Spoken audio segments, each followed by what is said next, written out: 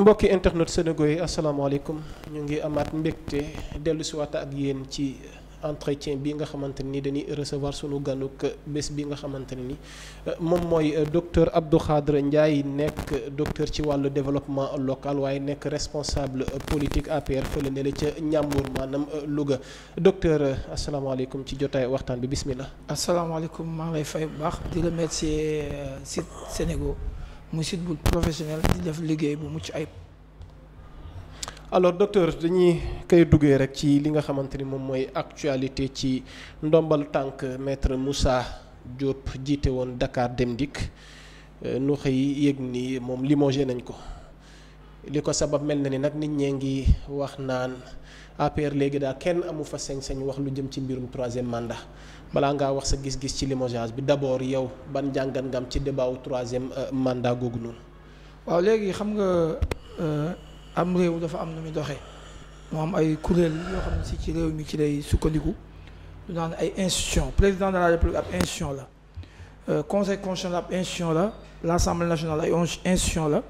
ak yeneen yu nekk ay institution président de la république moom mooy xool ku ko neex mu fal la jàpp ne lim lay jox man nga ka moom tamit bu lay fal du laaj benn explication du laaj kenn explication parce que constitution bi moo ko may loolu bu lay folli aussi du laaj kenn lan moo tax mu folli la ak parce que puisque amoon na pouvoir fal la noonu la amee pouvoir folli la te du ci wut explication président bu lay folli du wut explication li tax mu folli nit ñi nag lii bu nan commentaire wax ne li mu tudd mandat bi moo tax ñu folli ko wala gestion Dakar Dem Dikk dafa lëndëm wala dafa am ay trou yooyu yëpp nit ñi seen xalaat nit la ay point de vue la ay avis la c'est partagé. ok. léegi ndax APR kenn amul sañ-sañ tudd lu jëm ci mbirum troisième mandat ndax damaa jàpp ni tamit on est en démocratie donte jox nañ ko ndombal tànk waaye ku nekk xëy na libre nga joxe sa gis-gis ci li nga xamante ni jàpp nga ni boo ko waxee dina defar mbaa dina am lu mu yokk ci doxinu réew mi. waaw xam nga parti politique dafa am nu mu tëddee am ay instance am ay secrétaire exécutif bu APR par exemple APR bu dee coalition la aussi am nañ ay leaders yu nekk ci biir coalition bi. ñu am ay réunion yu ñuy def yoo xam ne fa nañ jël mesures yi képp koo xam ne responsable nga yor nga ndomba am na wax yoo xam ne boo ko dee wax mën ngaa dem ba ci biir parti ba à l'interne nga wax ko fa nga échanger joxe sa point de vue mais à l'externe parti bi moo lay tënk boo xam ne fii am na loo xam ne bon amoo droit wax ko te demu ko laaj point de vue lan mooy parti bi seen xalaat donc parce que mën nga wax loo xam ne dëppawul ak parti bi li mu wax bu boobaa am na ay sanctions yoo la ci mën a fekk. waaye li docteur Moussa li maître Moussa Diop wax constitution la wax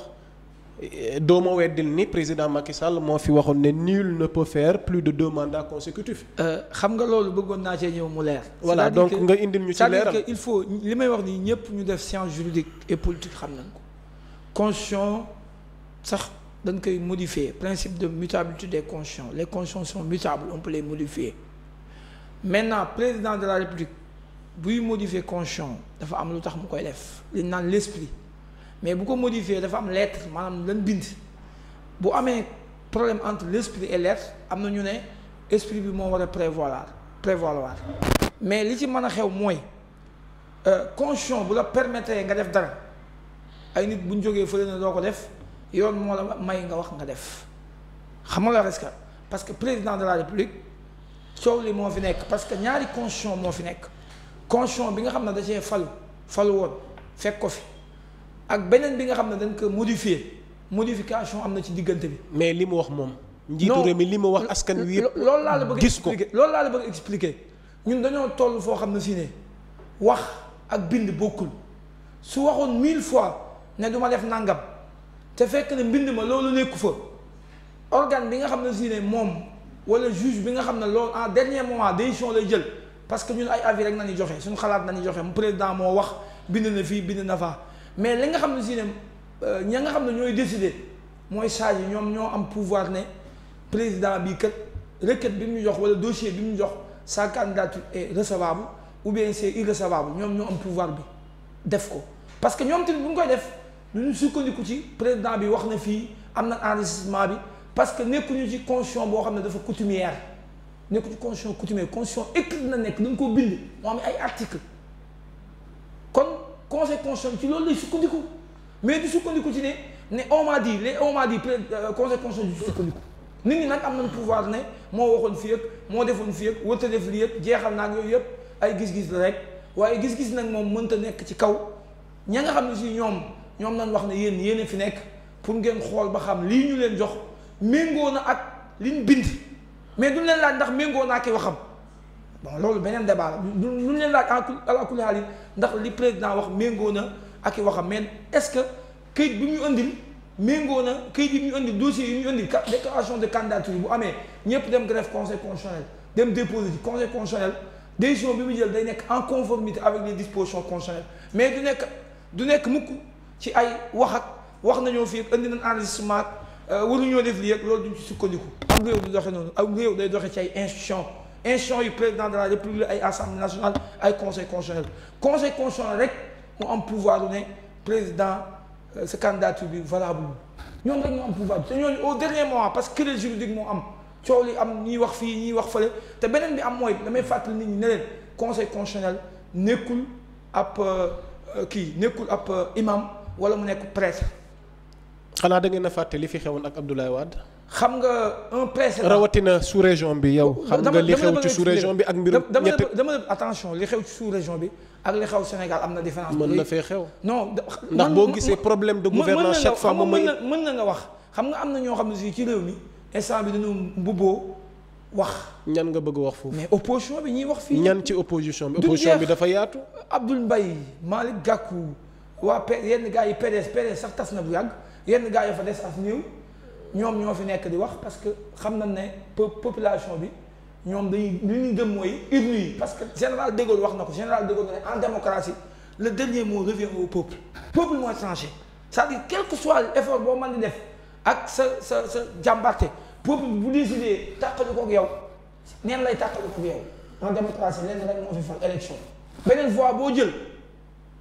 duñ ko reconnaître wala dañuy xool nuñ koy lijjantee mais en démocratie élection urne moo mën a gagné mais du ay tappale ay du jàll fii ak du jàll fële ay waxoon naag waxul gis nga li ñu wax bu est-ce que bindee am na réew yoo xam ne si ne boo waxee wax bi moo am solo bëgguñu bind wax boo waxee boo da yow am na réew président bi la yow na yow ne la bu subaa dinaa la may oto idée lii mais fii bu bindee jox ñam ko war a jox pour ñu war laa jox oto dañ la ko jox parce que ci këyit la nekk parce que ëllëg dañ leen laaj ñu def bilan te boo dee def bilan da ngay indi ay këyit ay wax administration écrit la xam. ok mais ndax li xew nga baal ma comme da nga ne administration bi lu ñuy bind la ay wax la ay jëf la. yàggul dara gis nañ ngeen mobiliser plus de 1000 milliards. oui ngeen jëmale ko ci force Covid bi. non pas ko force Covid bi sax ngeen jëmale ko ci lii nga xamante ne mi ngi fi gaare boobu ba tey suba dina dem ba lii xew ba abaat ngeen 17 milliards ngir mu mën a dem terre bi nag léegi nag ndax wax la wala li nit ñi gisuñu ko. waaw xam nga il faut que nit ñi comprendre benn affaire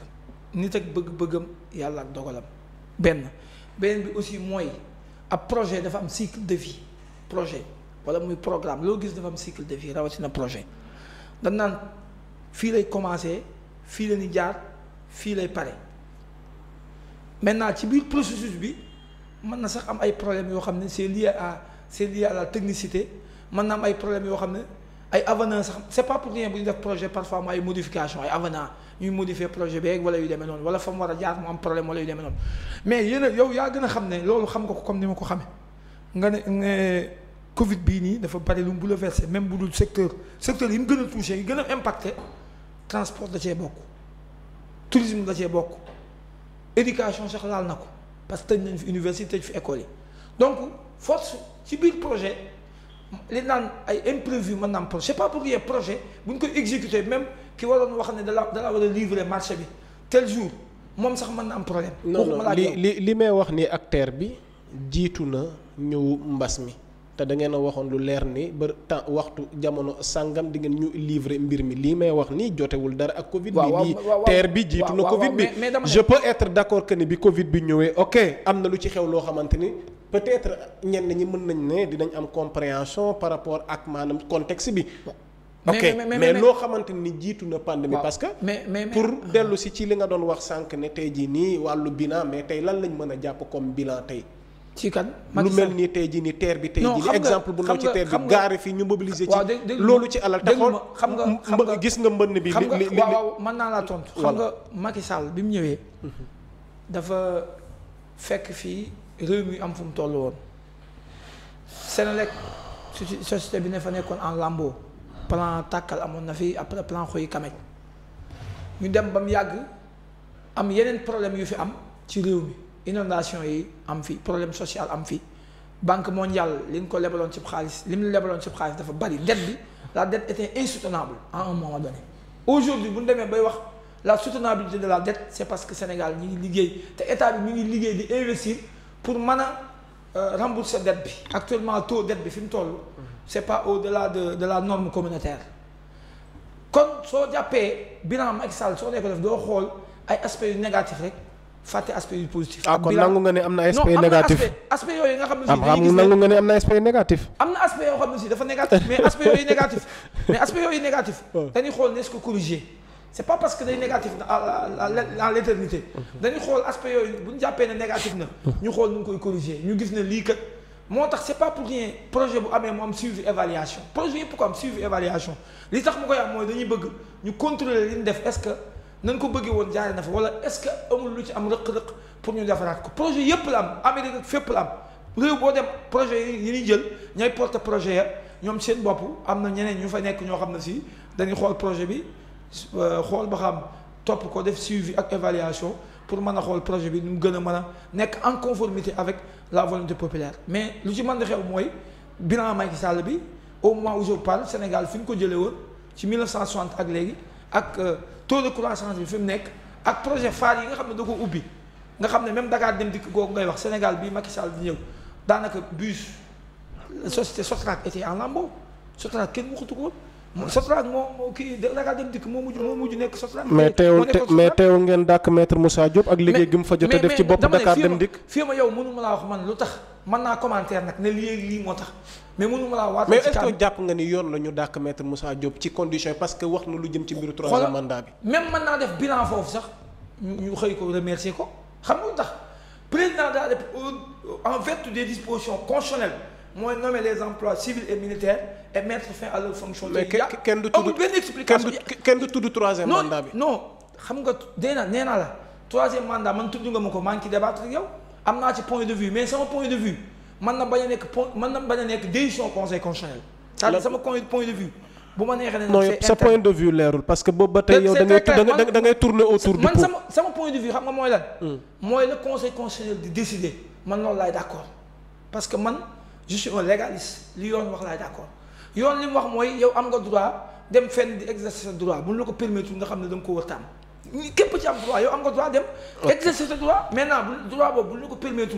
ab organe moo la koy war a bañ a permettre mais du doon ay nit parce que nit ñooñu mënuñoo substituer organe parce que on est dans un état de droit organisé et civilisé. alors révélation yi nga xamante ni nii yàggul dara am na téeréer goo xamante ni nii ancien ministre Macky Sall Thierno Alassane Sall bind na ko ci gestion wu nguuru Macky ba am nañ ci ay révélation yoo xamante ni defe naa ni doy na waar lool alors yow ban njàngat nga am d'abord ci livre boobu nga xamante ni Thierno Alassane Sall daat na koy génne. xam nga Thierno Alassane Sall livre bi am na lu ma ci commencé lire ci yenn côté yi liiru ma lépp nag mais li ma ci lire compilation la ci ay réponses par rapport à des problèmes man li ma gis sax. parce que livre bi est-ce que day wax dafa war a am caractère scientifique parce que man dama gis compilation par rapport ak yenn dossiers yi ma gis ne dafa am yum trier attaqué yooyu te man li ma ci jaaxal ñaari question laay poser d'abord est-ce que li muy def c'est fiable est-ce que moom il est de bonne foi mooy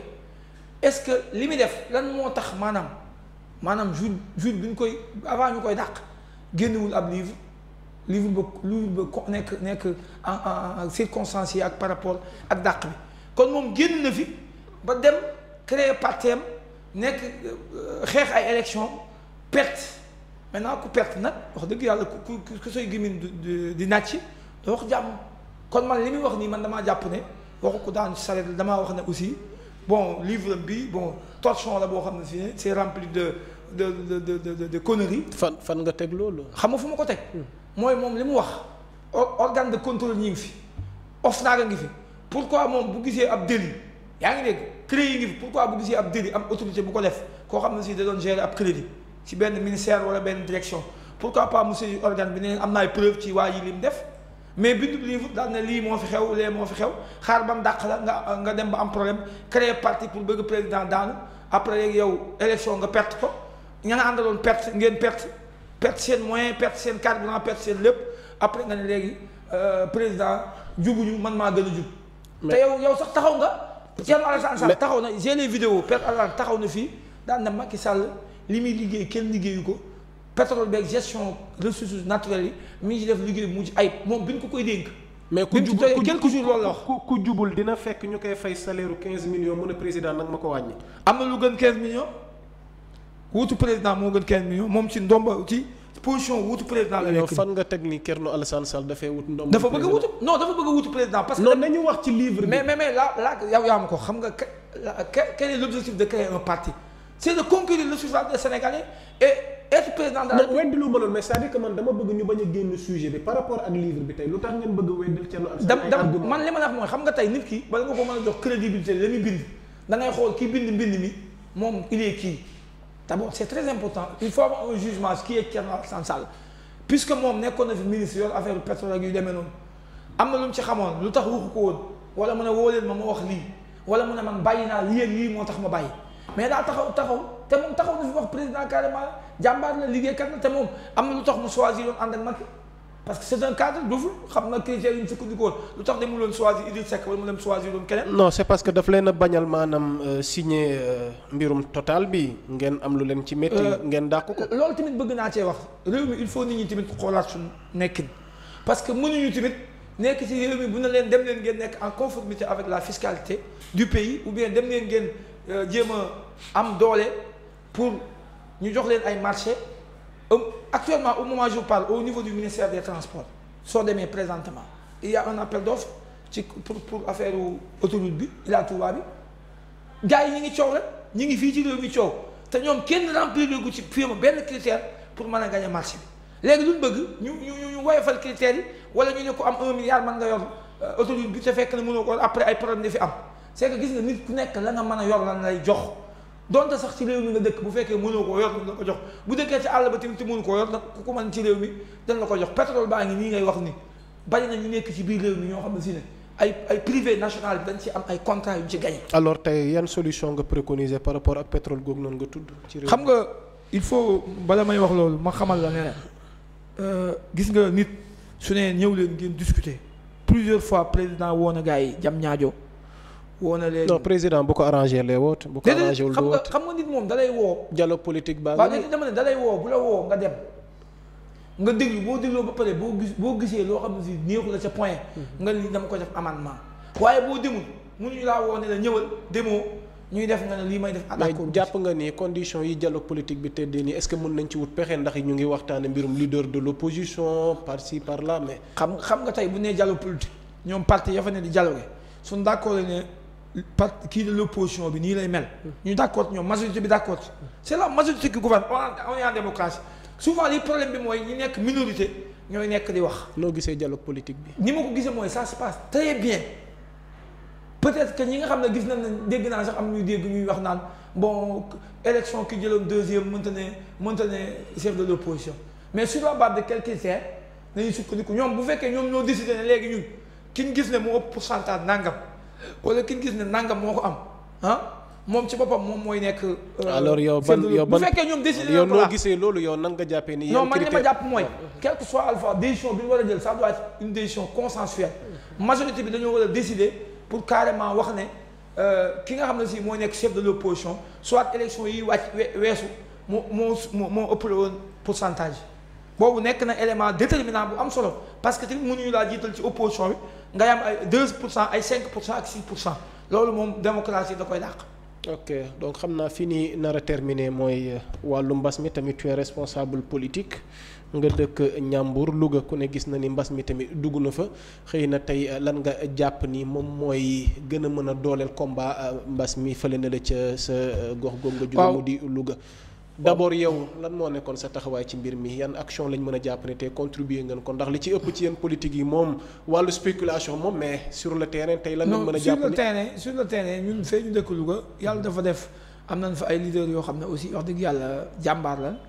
bon ku mel ne Moustapha Diop ba nekk maire Louga bi mbas bi amee franchement teel naa ñëw Louga def fa ay moyens yu takku jàppale population bi jënd ay masques wut ay masques ñi néew doole mu jox leen ay moyens ay détergents ay produits alcooliques man mii wax yow taxaw naa ci affaire parce que bokkoon naa ci ñuy sensibiliser yëpp ma ci loolu la ma yor ci as tuuti ci xaalis jënd naa koy masque jox ko ay nit ñi ma mën a sensibiliser ma wax leen xamal leen ne leen feebar bi lu nekk la te c'est une maladie boo xam ne aussi day rey nan ko moytu ni ñu koy moytoo mooy ñu respecter les mesures barrières loolu def naa ko donc président aussi de Sénégal président aussi jël na ay mesures ci secteur yu bari secteur bu mel ne santé gën na renforcer personnel médical yi secteur bu mel ne infrastructure jàppale na ñeneen ci infrastructure secteur bu mel ne agriculture aussi seen budget bi yokk na ko parce que mi ngi woon ci 40 milliards yóbbu na ko ba 20 milliards ba nga xam ne si ministre bi fexe na ba góorgóorlu ci affaire intrant yi mooy produit intrant agricole yeeg yooyu ak engrais bi teel ko jox population yi pour ñu mën a jëfandikoo ci nawet bi actuellement taw bi moom nit ñi fii ma yaa ngi sànq rek yaa ngi doon wax naan ma Dakar dafa bari ndox c'est normal aussi mu bari ndox taw am fi il faut taw bi am lu mu yàq tamit loolu boo ko waxee nit ñi dañ naan taw il faut mu am lu mu yàq. non mais li attends ndax jàpp nga ne taw bi dafa war am lu mu yàq. mais est-ce que tamit gouverner ce n'est pas prévoir. non dama ne wax ni chaque année ce sont les mêmes problèmes que. raison yéen nga li xew barki Dembo Ndiaye Cambérène gii nii. ba am na ku ci ñàkk bakkanam. je sais ñuy woo tey jii ni autorités yi ngir ñu ñëw intervenir. te jàppal askan wi même le maire bi nga xamante ne moom moo nekk ca gox mais tey jii ni loolu. président de la république nee na woon jël na enveloppe dugal ko foofu. fan la ko am na dugal ko fa xaaral ma wax la instant bi mi ngi saytu te sax am na dossier mi ngi saytu noonu lu ñu ko utiliser te loolu mooy président noonu lay def day jox ay direct joxe ay fonds joxe moyens. ndax da nga bëgg a wax ne kon président dafa joxe woon enveloppe ñu luubal xaalis bi fële leen li xew Cambérène. bu fekkee am na ñu ko luubal tamit ils seront responsables parce que président protégé wul kenn coow lee fi. non wax ma li xew rek dafa mel ni mbir mi am na loo ci xam. dama ne. waaw man li ma la wax mooy li ma gëm mooy président li mu gëm mooy. joxe nay moyens dana évaluer xool. su fekkee am na rëq-rëq ñan ko jox lan ko war a def defuñu ko on va situer des responsables. mais jàpp nga ne ndax li xew yoon la tey jii ni Sénégal surtout la capitale ngeen woote émergence ñuy am ay problème mu inondation ci loo xam ne chaque fois mu répété wu. te war nañ mën a régler le problème de l'assainissement. l'émergence mooy objectif 2035 on n'est pas en 2035 on est en 2020 ça reste donc 15 ans loolu ay objectif la bu président di viser te ni mu koy def mooy fexe ba Sénégalais yi ndox yomb leen te actuellement on a à 90% ci 98% taux ñi nga xam ne si ne amuñu problème ndox ci beneen côté bi aussi santé aussi président mi ngi ci defi jéegu comme ni ma la ko waxee donc mi ngi góorgóorlu ci baax agriculture bi nga xam ne si ne presque 70%. Louga yan infrastructure ñoo fa am en terme de santé bi ngay wax noonu. Louga lan lañ mën a jàpp en terme de bilan loo xamante ne réalisé nañ fa. non Louga 40 milliards yi nga tudd léegi. Louga président. dafa fekk foofu ab maire boo xam ne si mën na maire parce que depuis bi mu amee 18 ans 17 ans la commencé di politique nekk ci mouvement jeunesse xam affaire yi xam problème mu Louga muy Moustapha Diop donc président aussi fekk si na ko ci politique bi muy politique sociale da koo fekkoon moom muy def politique sociale beneen côté bi aussi mooy bi ñu demee ba ci biir tamit président am na conseil des ministres décentralisé lu mu waxoon ci wàllu électrification mooy boo xoolee projet ANER bi nga xam ne si ne les maires yi ci boppam ñoo jàppale agence nationale des énergies renouvelables boo demee Louga présentement soo fa demee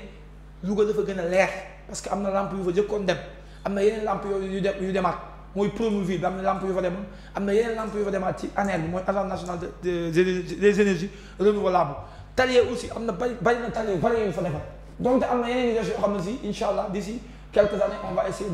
de finaliser ces travaux là. donc ñooñu ñu ngi fay def ay